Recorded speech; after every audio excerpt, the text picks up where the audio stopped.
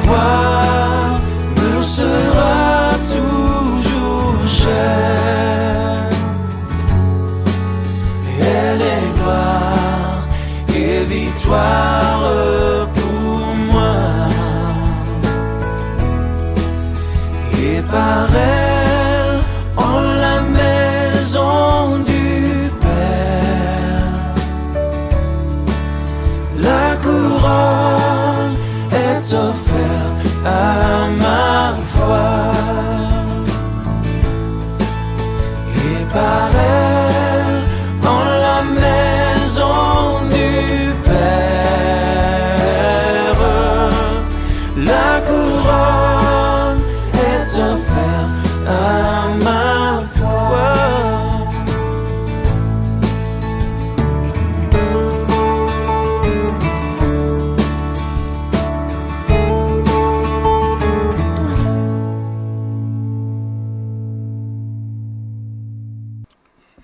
Si vous avez votre Bible, je vais lire plusieurs passages. Tout d'abord dans Marc 16.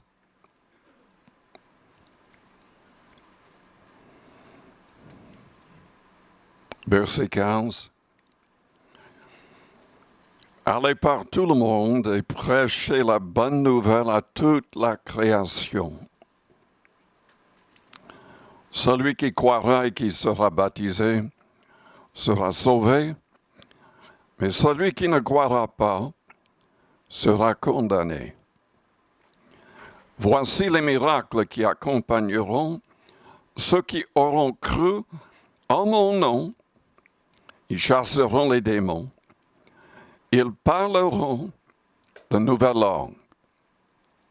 Je vais m'arrêter là parce que je voudrais souligner cette dernière proclamation. Ceux qui croient, selon le Christ, vont participer à un miracle. Ils parleront de nouvelles langues. Lisons dans Actes, chapitre 1er.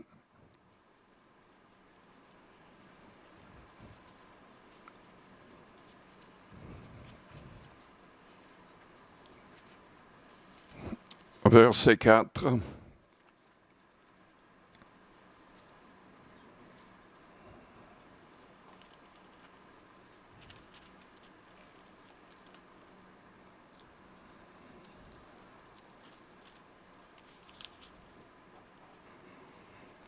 Comme il se trouvait avec eux, c'est-à-dire le Seigneur, après sa résurrection, il leur recommanda de ne pas s'éloigner de Jérusalem, mais d'attendre ce que le Père avait promis, ce que je vous ai annoncé, leur dit-il. Car Jean a baptisé d'eau, mais vous, dans peu de jours, vous serez baptisés du Saint-Esprit. Et au verset 8, vous recevrez une puissance, le Saint-Esprit survenant sur vous, et vous serez mes témoins à Jérusalem, dans toute la Judée, dans la Samarie, et jusqu'aux extrémités de la terre.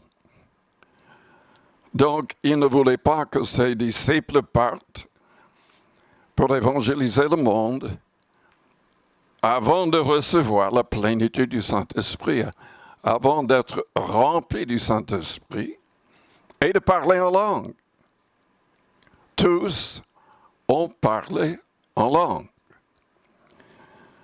Et au chapitre 2, Pierre a prêché et la foule a demandé, mais qu'est-ce que nous devons faire? Et au verset 37, nous lisons, après avoir entendu ces discours, ils eurent le cœur vivement touché, et ils dirent à Pierre et aux autres apôtres, « Hommes, frères, que ferons-nous? » Pierre leur dit, « Repentez-vous et que chacun de vous soit baptisé au nom de Jésus-Christ pour le pardon de vos péchés et vous recevrez le don du Saint-Esprit. Car la promesse est pour vous, pour vos enfants et pour tous ceux qui sont au loin, en aussi grand nombre que le Seigneur notre Dieu les appellera. Et par plusieurs autres paroles, il les conjurait et les exhortait, disant, « Sauvez-vous de cette génération perverse. » Prions. Père Céleste, nous te louons, nous te bénissons pour ta parole qui touche nos cœurs, qui agit en nous pour nous donner la vie pour l'éternité. Aujourd'hui, parle dans les cœurs et les consciences, et Père, que chaque personne dans cette salle soit sauvée, réellement sauvée, selon ta grâce et par l'action de ton Esprit Saint. Toi seul es digne, Père, Fils et Saint-Esprit, digne de recevoir toute la gloire et l'honneur. Sois glorifié au milieu de nous ce matin, au bon nom du Seigneur Jésus-Christ. Amen. Vous pouvez vous asseoir.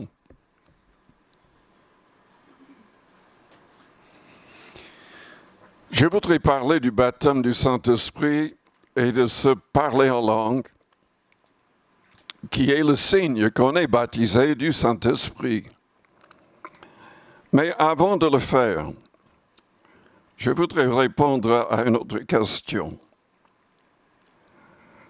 Qui sera sauvé? J'ai une question à poser. Combien de personnes sont là pour la première fois? Est-ce qu'il y a des personnes là pour la première fois? Oui, que le Seigneur vous bénisse au milieu de nous. Amen. Nous avons aussi avec nous ce matin les enfants de l'école du dimanche, en tout cas une partie.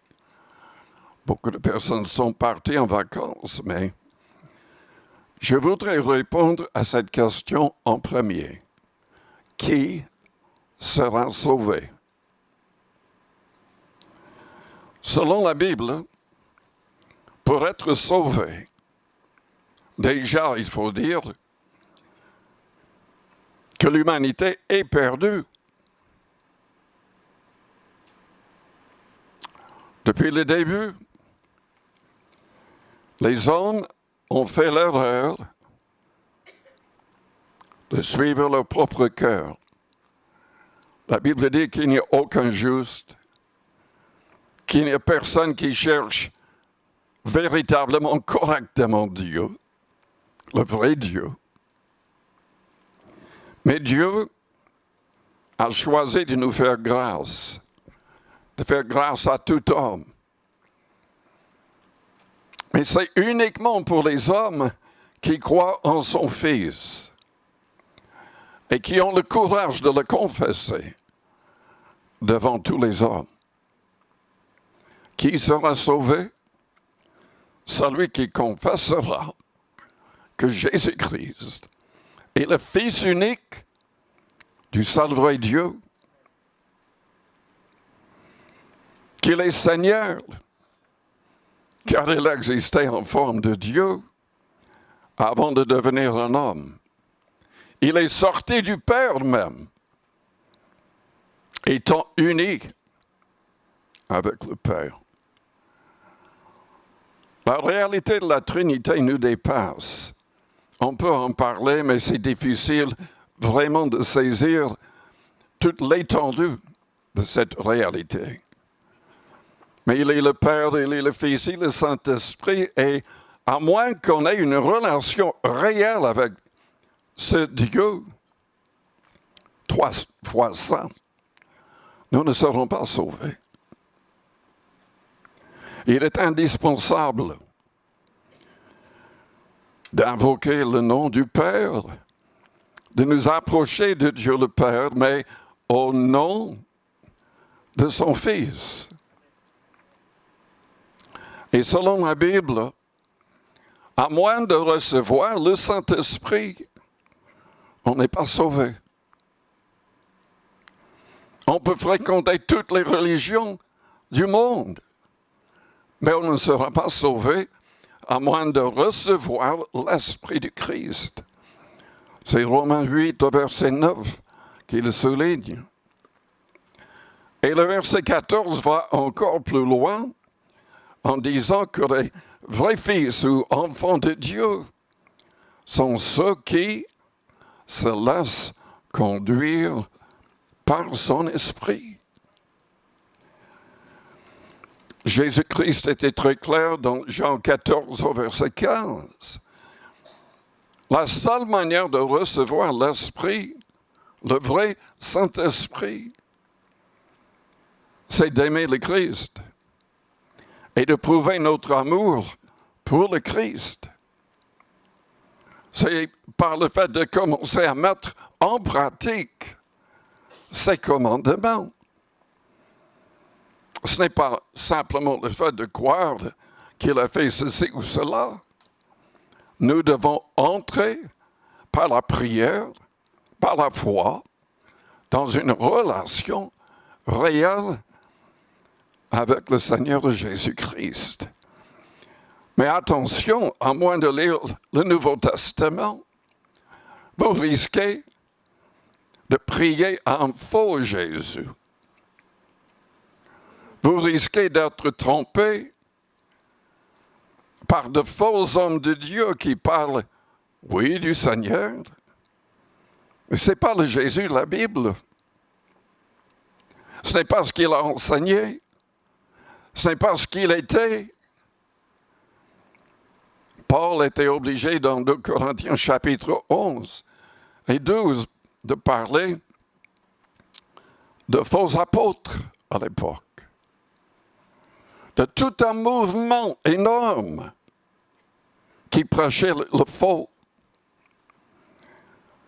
Et Paul n'a pas mâché ses paroles, il a dit carrément, ce sont des serviteurs du diable, déguisés en apôtres du Christ. Et le Christ lui-même, quand il s'adressait à l'église à Éphèse dans l'Apocalypse chapitre 2, il a dit, vous avez prouvé que tout un groupe d'hommes qui se disaient hommes de Dieu et apôtres étaient de faux apôtres. Christ l'a dit lui-même. Et il nous a mis en garde, disant qu'il y aurait de plus en plus de gens avant son retour qui seraient dans le faux.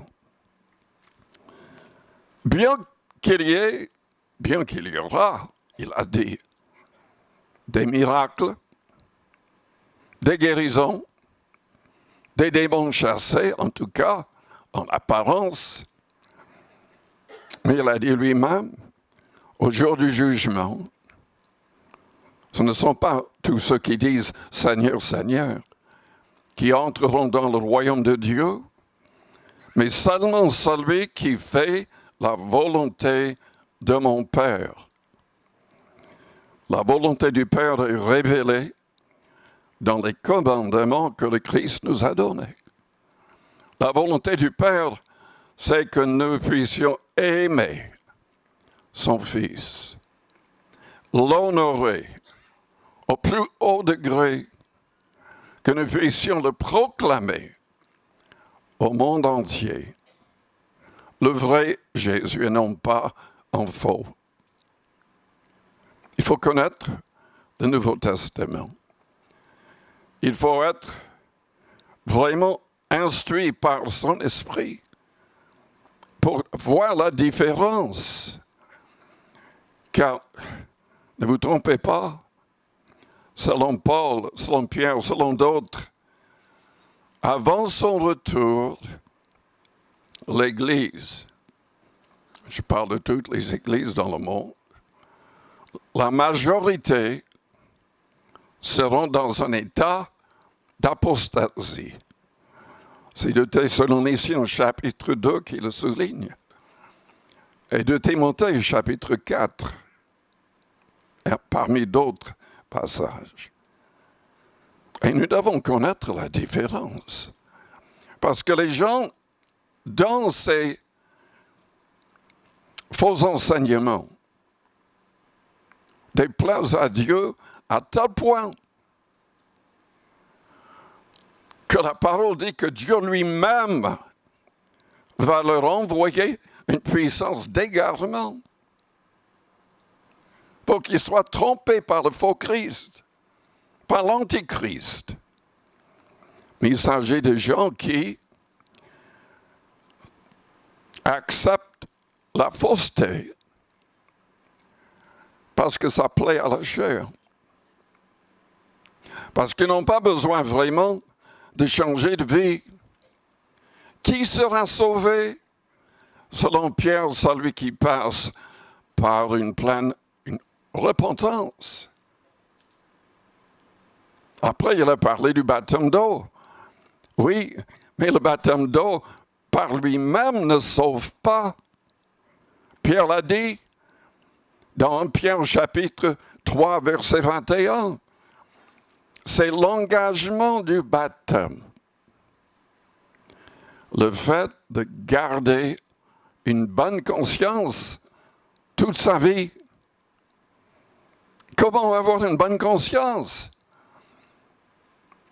Parce qu'on a fait le nécessaire pour demander pardon pour tout péché. Pour abandonner tout péché par sa relation avec le Christ.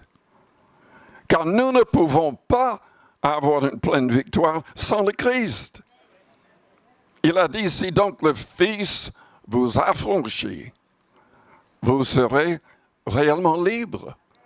Si vous ne priez pas, si vous n'avez pas ces commandements au fond de votre cœur, si vous ne demeurez pas en Christ, comme il a demandé, votre âme est en danger, en grave danger. Ce n'est pas assez de dire, je suis chrétien, je crois en Christ, je vais dans une église. On doit être des modèles. Est-ce que nous avons fait le nécessaire pour être en règle? Zachée, vous connaissez l'histoire? Quelqu'un en a parlé récemment dans un message. Zachée est entré, enfin le Seigneur est entré dans sa maison.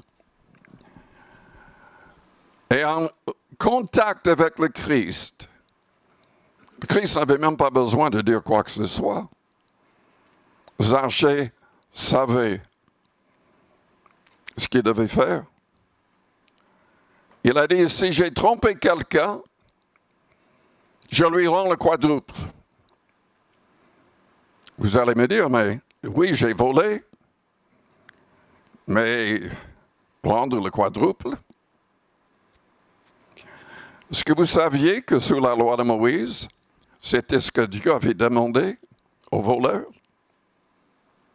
Ce n'était pas assez de rendre ce qui avait été volé, il devait rendre le quadruple. Donc Zachée savait déjà ce que Dieu voulait.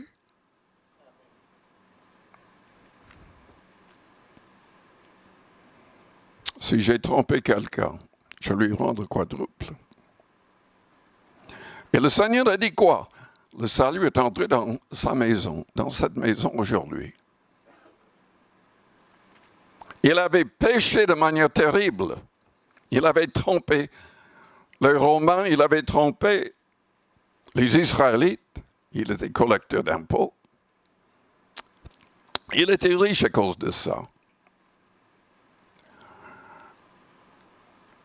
Si on se convertit, on doit faire le nécessaire. on doit analyser sa vie. Est-ce que nous avons offensé quelqu'un? Est-ce que nous avons péché contre quelqu'un? Il y a des gens qui pêchent contre l'Église. On doit demander pardon. Et dans la mesure du possible, on doit réparer ses torts. Énormément de gens qui ne font pas ça. J'étais même avec un groupe de pasteurs qui avaient besoin d'étudier la Bible ensemble. Si on ne connaît pas la Bible, quand on est pasteur, si on a besoin de l'étudier ensemble, pour moi, il y a un problème. Et j'ai entendu des bêtises que vous ne pouvez pas imaginer. Des gens qui citaient les passages, mais des passages qui disaient exactement le contraire de leur interprétation de la chose. Par exemple, si quelqu'un est en Christ, on a une nouvelle créature, les choses anciennes sont passées, voici, toutes choses sont devenues nouveau. Le problème, c'est que pour un des pasteurs là, tout ce qu'on avait fait de mal dans le passé, c'est oublié. On n'a plus rien à faire. Divorce, peu importe. On oublie tout ça, on commence nouveau. Ça n'est pas du tout l'idée du passage.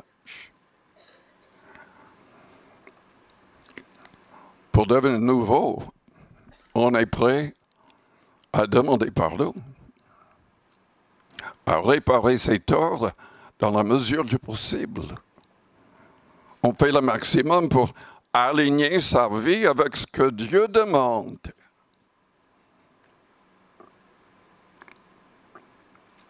Soit vous dormez, ou vous êtes troublé par le message. Combien de personnes sont éveillées?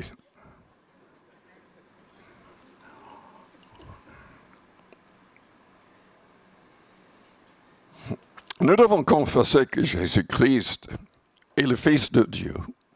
C'est indispensable. Nous devons confesser devant le monde qu'il est mort et ressuscité pour nos fautes. Qu'il est le seul, le vrai sauveur. Mais nous devons comprendre aussi qu'il faut entrer dans une relation avec lui. Et chaque jour, il faut lui parler. Il faut demander à ce qu'il nous remplisse de son esprit. Il a dit dans Jean 14, verset 15, « Si vous m'aimez, gardez mes commandements, et je prierai le Père. Et il vous donnera un autre consolateur, l'Esprit de vérité. » Déjà, il faut ça. Cherchez le baptême du Saint-Esprit avec le parler en langue,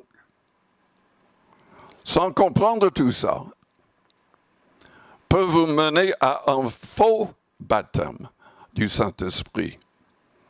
Il y a des années, enfin déjà, il faut que je vous dise, je suis tombé sur une chaîne de télé parce que je voulais entendre les différents groupes dans le monde, donc j'ai fait installer une parabole. Je reçois plein de choses de l'Angleterre et d'ailleurs. Mais je suis tombé sur une chaîne. Aïe, incroyable. Ils demandaient de l'argent, évidemment.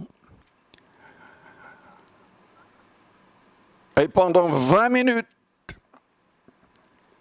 5 ou 6, je ne sais pas quoi, pasteur, apôtre, prophète, il parlait en langue, criant, pendant 20 minutes. Aucune interprétation, simplement des cris en langue, mais j'ai bien écouté. Moi, je connais la différence entre un vrai parler en langue et un faux parler en langue. Il n'y avait aucun vrai parler en langue. Et selon la Bible, on ne prie pas en langue quand il y a des non-convertis, à moins de donner une interprétation. Et là, ils priaient en langue pour rien dire pendant 20 minutes. Et ça passait sur les télés dans le monde entier. Du n'importe quoi. Et écoutez-moi bien, il y a des années, quand on était dans le 14e, au milieu de mon message, quelqu'un s'est levé, a commencé à prier en langue. Et je savais tout de suite, c'est un faux parler en langue. J'ai demandé au diacre d'amener la personne dans une pièce à côté et de prier pour sa délivrance. C'était une sorcière qui n'avait jamais parlé en langue auparavant. Mais le démon en elle voulait troubler la réunion. Vous ne pouvez pas recevoir le vrai Saint-Esprit à moins de mettre votre vie en règle comme il faut. Et je regrette, Pierre a dit, repentez-vous. Il n'a pas dit, comme certaines nouvelles traductions disent, changez simplement d'attitude. Ça n'est pas le sens de métanoïa en grec, surtout pas à la lumière du Nouveau Testament. Le Christ doit nous délivrer de l'esclavage du péché, dans le sens de la repentance. Oui, nous devons demander pardon pour nos fautes. Nous devons analyser nos vies et être prêts à à régler les problèmes du passé. On n'oublie pas les problèmes du passé. C'est à nous dans la mesure du possible, de changer les choses. Même d'être en règle, en paix avec tous les hommes, autant que cela dépend de nous. Il y a des gens qui ne veulent pas être en paix avec nous. Mais autant que cela dépend de nous, on devrait chercher à être en paix avec les gens. Amen. Est-ce que vous comprenez ce que je suis en train de dire?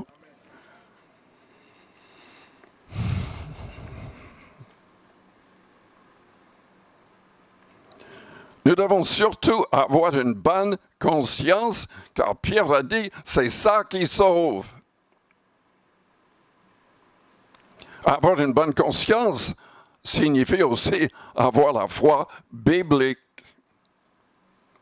Non pas une foi imaginaire, basée sur le néant, basée sur ses propres désirs, mais basée sur ce que le Christ et ses apôtres ont enseigné. Paul a dit dans 1 Timothée chapitre 1er, verset 18 à 20, qu'il avait des collègues qui avaient fait naufrage par rapport à la foi, parce qu'ils n'avaient pas gardé une bonne conscience et une foi biblique. Ils sont devenus des blasphémateurs.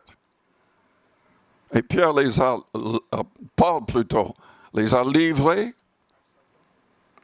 au diable pour qu'ils apprennent à ne pas blasphémer.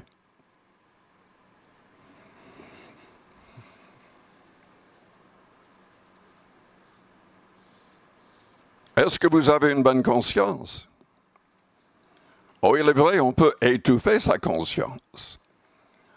On peut faire comme le pasteur qui a mal parlé. On peut citer des passages de la Bible d'une manière ridicule, absurde. Où on peut constater que nous sommes tous des pécheurs qui ont besoin du Seigneur pour être transformés. Mais une fois que le Saint-Esprit est avec nous, le Christ désire qu'il soit en nous, contrôlant tout et même notre langue. Il avait dit à ses disciples, « Il est avec vous, mais dans quelques jours, il sera en vous. » Et il ne parlait pas uniquement de ses 12 ou 11 apôtres. Judas Iscariote n'était plus avec lui. Il ne parlait pas des 70 autres. Il avait 120 personnes. Mais il avait parlé en 500, plus de 500 personnes, pour qu'ils attendent pour recevoir le baptême du Saint-Esprit. Il n'y avait que 120 qui ont obéi. Parmi les 120, il y avait aussi Marie, sa mère, d'autres femmes, et on ne sait pas qui d'autre, à part ceux qui étaient déjà, ceux qui avaient été choisis par le Christ comme disciples. Mais tous ont parlé en langue, ont adoré Dieu miraculeusement en d'autres langues. Et Pierre a dit le jour de la Pentecôte que Dieu voulait que la promesse était pour tous. Pour tous. Pour les enfants, pour les gens au loin, pour tous. Aujourd'hui, nous avons malheureusement beaucoup d'églises qui prétendent que les dons du Saint-Esprit, pas uniquement de parler en langue, mais la prophétie et tout le reste, tout cela a disparu avec la mort des apôtres. C'est faux historiquement. En fait, il y avait plus de personnes après leur mort que pendant leur vie. Pendant au moins 200, 300 ans, il y a des histoires concernant des miracles incroyables, de parler en langue, de prophétie et tout le reste. Il est vrai que après un certain temps, ils n'enseignaient plus la Bible. Ils interdisaient même la lecture de la Bible. Et donc, il n'y avait que de petits groupes qui souvent étaient massacrés, qui gardaient la sainte doctrine. Mais le Seigneur avait promis qu'il y aurait la pluie de l'arrière-saison dans Joël, par Joël. Et le parler en langue est pour tous, comme la prophétie, selon Corinthiens 14. Mais c'est uniquement pour les gens qui croient pleinement et qui ne se laissent pas tromper par les fausses doctrines. Dans Corinthiens 13, il y a plein de sectes, il y a plein même de bonnes églises, à part le fait qu'ils ne comprennent pas du tout que ces dons sont pour tous les croyants dans toutes les générations. Et il cite souvent dans 1 Corinthiens 13 le passage qui parle du fait que le plus important, c'est d'aimer. Et c'est vrai. Mais c'est le Saint-Esprit qui nous aide à aimer. Plus on prie en langue, plus on a la capacité d'aimer et de supporter les attaques et les problèmes. Mais il cite une partie de ce passage. Déjà au verset 8, Paul a dit, l'amour ou la charité ne périt jamais. Les prophéties prendront fin. Mais c'est vrai.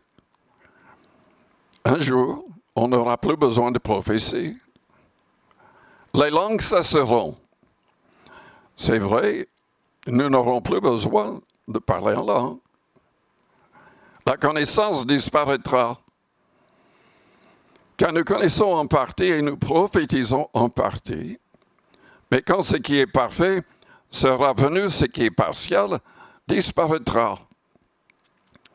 Certaines églises disent, mais il parlait de la Bible. Maintenant, nous avons tout le Nouveau Testament. Donc, nous n'avons plus besoin d'autre chose. Mais il faut lire plus loin. Et il faut réfléchir à ce que le Nouveau Testament enseigne. Surtout le chapitre 14 de cette même épître aux Corinthiens. Quand ce qui est parfait sera venu. Qu'est-ce qui est parfait? Quand est-ce que le parfait sera venu? Lorsque j'étais enfant, je parlais comme un enfant, je pensais comme un enfant, je raisonnais comme un enfant. Lorsque je suis devenu homme, j'ai fait disparaître ce qui était de l'enfant.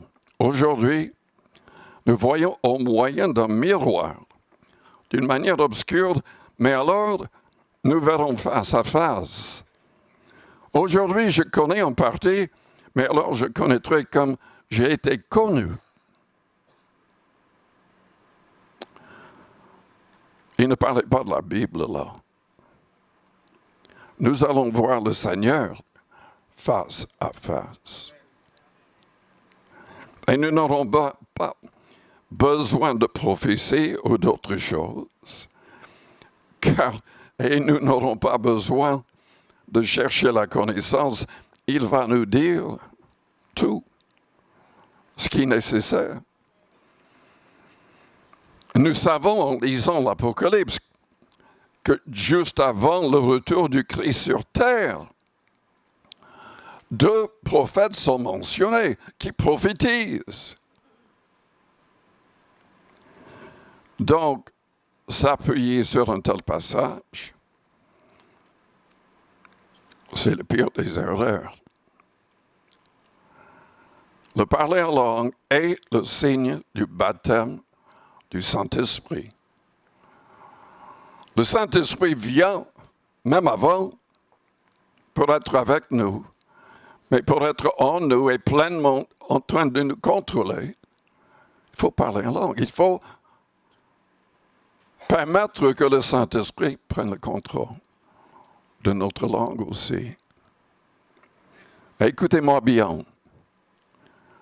Ce n'était pas une option avec le Christ. Il a dit, si vous m'aimez, gardez mes commandements.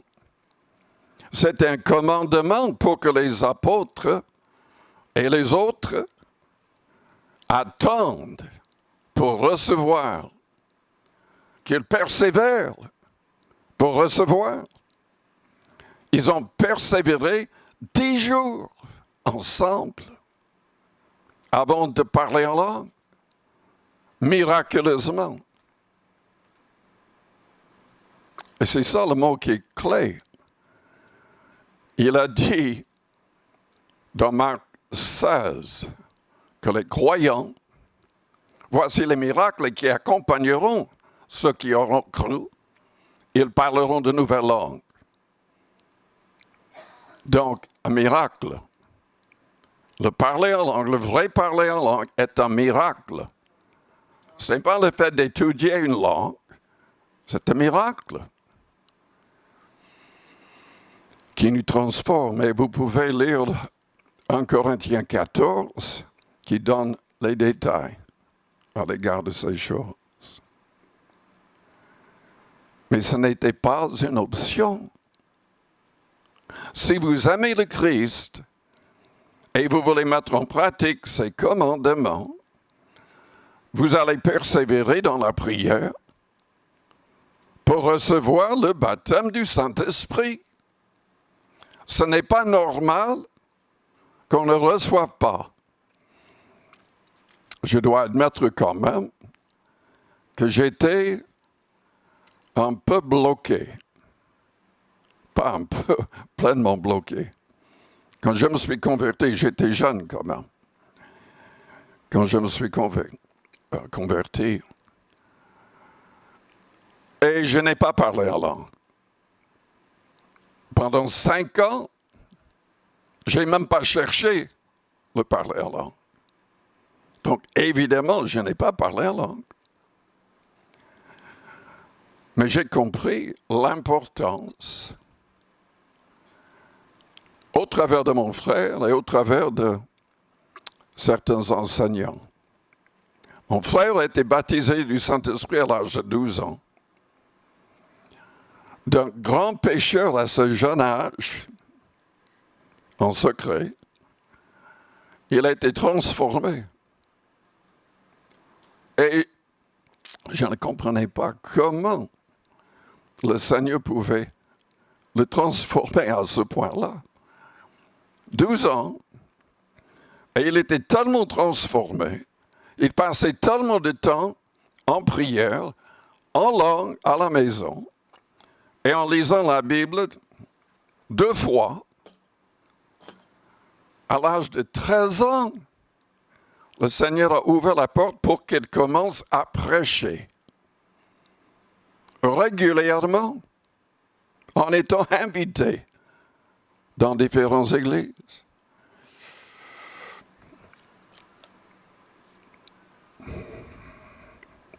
Donc ça m'a poussé un peu, beaucoup même, à être ouvert pour recevoir. Mais on doit avoir faim et soif de Dieu pour recevoir. On doit avoir la foi que c'est biblique. Et on doit faire le nécessaire pour qu'il n'y ait rien qui bloque. Nous devons réparer nos torts dans la mesure du possible. Nous devons pas uniquement confesser nos fautes, nous devons permettre au Christ de nous délivrer de toute habitude mauvaise, de tout lien. Nous devons avoir et garder une bonne conscience.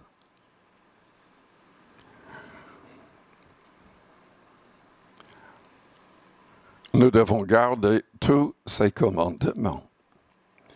Jésus-Christ désire que l'Église dans le monde, que tous les chrétiens soient baptisés du Saint-Esprit et utilisés par le Saint-Esprit en étant conduits chaque jour. Est-ce votre expérience?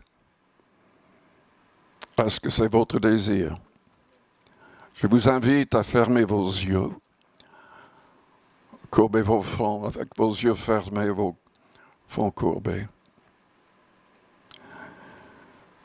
Peut-être que vous êtes là et vous n'avez jamais vraiment prié au Seigneur Jésus-Christ, à Dieu le Père, en son nom, pour qu'il vous pardonne. Nous avons tous péché.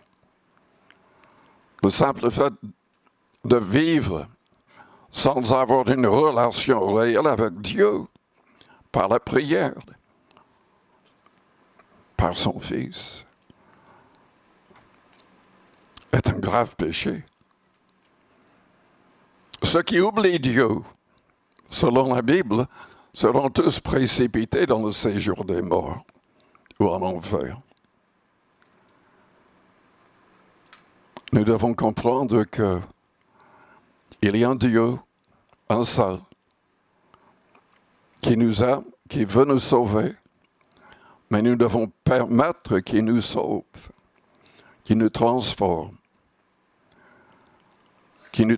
à l'image de son Fils, le Seigneur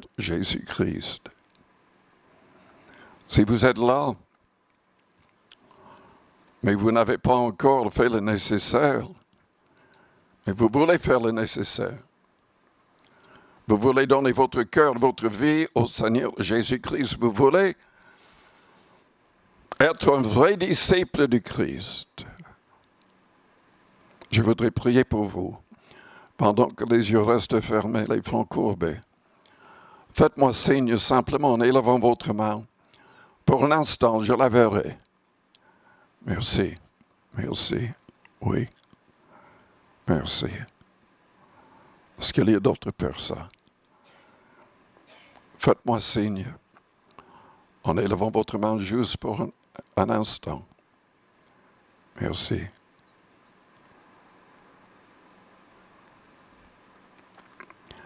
Je vous invite à répéter une prière après moi.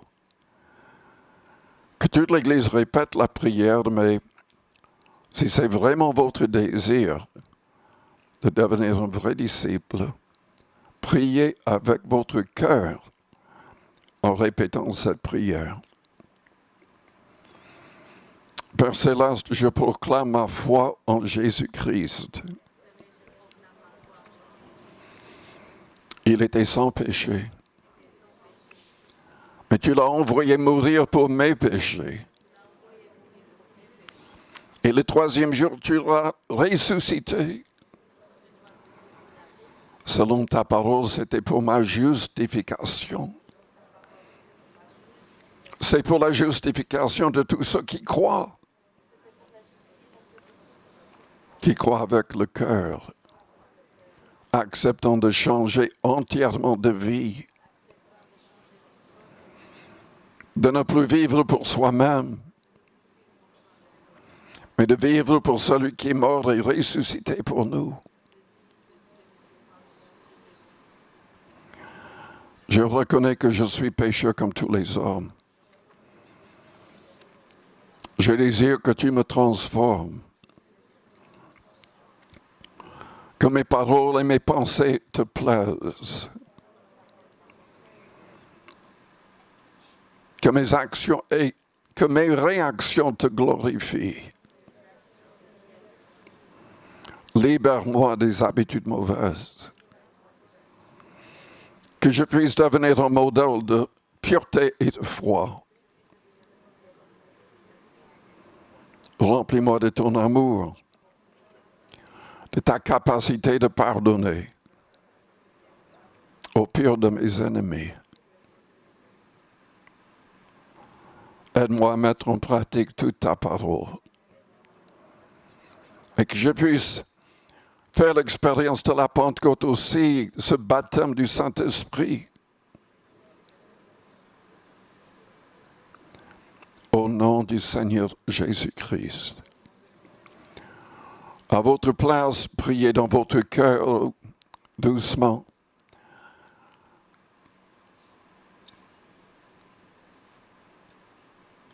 Priez avec vos propres paroles. La Bible dit quiconque invoquera le nom du Seigneur sera sauvé. Dieu voit quand une personne est sincère et il fait le nécessaire pour l'aider.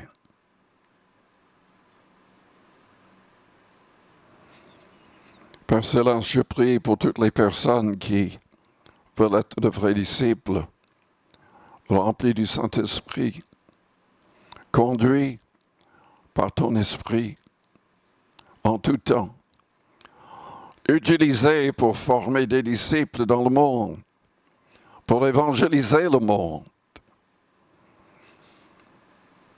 Seigneur, visite miraculeusement chacun. Libère-nous de la mondanité. Libère-nous de l'égoïsme, de l'égocentrisme. Que nous puissions vraiment vivre pour toi. Seigneur Jésus-Christ, sois notre Seigneur, le maître de chaque détail de notre vie. Nous te disons merci. Merci, Père. Merci, Seigneur. Je vous invite à vous lever, que toute l'Église se lève. Si vous avez besoin de prière, nous voulons prier avec l'imposition des mains. C'est biblique de prier ainsi pour les malades. Si vous êtes malade, sachez que le Seigneur peut vous guérir. Si vous ne doutez point, c'est biblique de prier pour les personnes qui veulent être baptisées du Saint-Esprit avec le signe de parler en langue. Peut-être que vous avez besoin de délivrance. Vous n'arrivez pas par vous-même à abandonner quelque chose de mauvais. Venez vers le devant et nous prierons pour vous aussi. Et le Seigneur lui-même agira. Car nous ne pouvons pas vous aider. Mais le Seigneur peut aider toute personne. Venez rapidement si vous voulez la prière ainsi. Venez rapidement vers le devant et nous prierons pour vous. Alléluia.